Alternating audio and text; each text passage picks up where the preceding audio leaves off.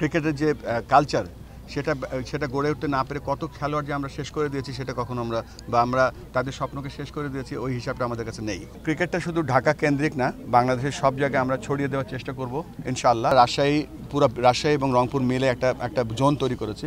এই জোনে premier league হবে, এই জোনে মেয়েদের ক্রিকেট হবে, এই জোনে বড় বড় ট্রেনিং অ্যান্ড এডুকেশন হবে, এখানে ট্যালেন্ট সার্চ করা হবে ইনশাআল্লাহ। চেষ্টা করব। 30 মের পর থেকে আমরা যে দায়িত্ব নিয়েছি এবং দায়িত্ব নেওয়ার পরে প্রথমে হচ্ছে অবজার্ভ করা। আমাদের দল খুলনা, রাজশাহী, চিটাগং, সিলেট, ঢাকা এবং আজকে আমরা এখানে রংপুরে এসেছি, তারপরে আমরা বরিশালে যাব। একটা কারণ হচ্ছে এটা আমরা মিরপুর থেকে বসে একটা জিনিস অবলোকন করা বা অনুভব করা আর সেই জায়গায় গিয়ে সেখানকার ফিল নেওয়া, সেটা একটা কমপ্লিটলি ডিফারেন্ট ফিলিং। আমরা এখানে এসে যেটা দেখতে পাচ্ছি যে এবং জেনেছি যে সব ধরনের ক্রিকেটেই রংপুর চ্যাম্পিয়ন হচ্ছে। 4 দিনের ক্রিকেট বলেন, একদিনের ক্রিকেট বলেন, স্কুলের ক্রিকেট বলেন। তার মানে কি এখানে হাজার হাজার শত শত মেধা আছে এবং এই মেধাগুলোকে আমরা কতটুকু প্রস্ফুটিত করছি বা কতটুকু বিকশিত করার পথ তৈরি করে দিচ্ছি আমরা জানি না। তার একটা উদাহরণ দেখলাম আজকে যেই মাঠে এসেছি। এই মাঠে আমি নিজেও একসময় ফার্স্ট ক্লাস ক্রিকেট খেলে গিয়েছি এবং আমি অত্যন্ত দুঃখিত বলবো যে আমাদের যে গ্রাউন্ডসের যে কারেন্ট কন্ডিশন দেখছি, বিশেষ করে গ্রাউন্ড ফিল্ডটা হয়তো পিচ দেখার সুযোগ হয়নি এখনও। এখানে অনেক ইমপ্রুভমেন্ট করার জায়গা আছে। আর ক্রিকেটটা শুধু ঢাকা কেন্দ্রিক না, বাংলাদেশের সব জায়গায় আমরা ছড়িয়ে দেওয়ার চেষ্টা করব ইনশাআল্লাহ। আর সাথে সাথে আমরা কিছু মানুষ তৈরি করব।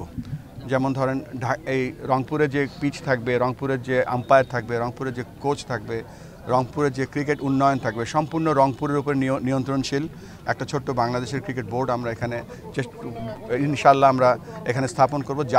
যার কাছে আপনাদের সমস্ত অভিযোগ, সমস্ত সাকসেস, সব গল্প সেখানে আপনারা বলবেন, সেটা তারপরে আমরা তাদের থেকে শুনব।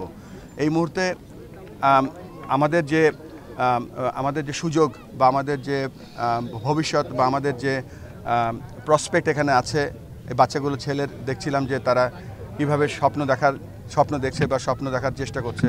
আমাদের আপাতত কাজ হবে তাদের স্বপ্নগুলোকে যেন আমরা বাস্তবায়িত করতে পারি। বাস্তবায়িত করতে হলে প্রথমেই দরকার ফ্যাসিলিটি। এখানে এই যে ওপেন একটা ফ্যাসিলিটি আছে, এখানে জেলা প্রশাসক সাহেব আমাকে বলছিলেন যে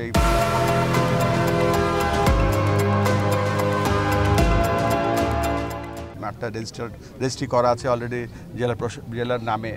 সো এই সুযোগ তো সব জায়গায় থাকে না, তো এটা আমরা কাজে লাগানোর চেষ্টা করব। আরেকটা যেটা হচ্ছে যে এখানকার যে প্রসপেক্ট, এখানকার যে অপরচুনিটি, এটা আমরা কাজে লাগাতে চাই। বাংলাদেশ ক্রিকেট বোর্ড সেটা শুধু চেষ্টা করবে না, বাস্তবায়িত করার জন্য যে পদক্ষেপ নেওয়ার সেগুলো নেবে। কেননা এটা তো ধরেন আমরা যে নাসির, শুভ, নাইম এখান থেকে খেলেছে, সুমনরা যে এখান থেকে খেলছে, এরা তো ধরেন এমনি খেলেনি। এদের তো প্রতিভা ছিল বলে তারা খেলেছে। এই প্রতিভাকে যদি আমরা আরও সুযোগ করে দিতে পারি, আমাদের আরও বড় বড় প্রতিভা এখান থেকে বের হবে। তবে এটা ঠিক যে একটা ইনফ্রাস্ট্রাকচার করতে হয়তো সময় লাগবে এবং এটা আমাদের হাই প্রায়োরিটি এবং ইনশাআল্লাহ আমরা চেষ্টা করব যে এটা যত তাড়াতাড়ি সম্ভব এখানে আমরা এমন একটা ফ্যাসিলিটি করার চেষ্টা করব সেটা যেন ক্রিকেটের শুধু না, ক্রিকেটের যে সংস্কৃতি সেটা গড়ে উঠতে পারে। গত 21 বছরে মাত্র 3বার বা 4বার লিগ হয়েছে। এটা তো অত্যন্ত দুঃখের ব্যাপার। আপনি কত ক্রিকেটারকে বঞ্চিত করছেন। আপনি তার মেধা বিকাশের জন্য যে সাপোজ টু আপনি যে প্ল্যাটফর্মটা দেওয়ার কথা ছিল দিতে পারেননি।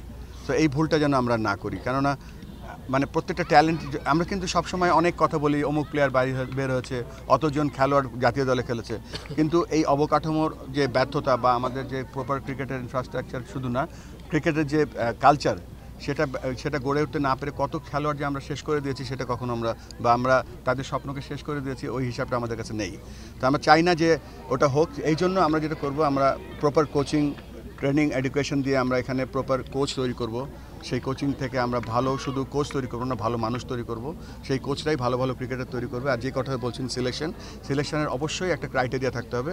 সেই ক্রাইটেরিয়ার মাধ্যমে প্লেয়াররা সিলেক্টেড হবে।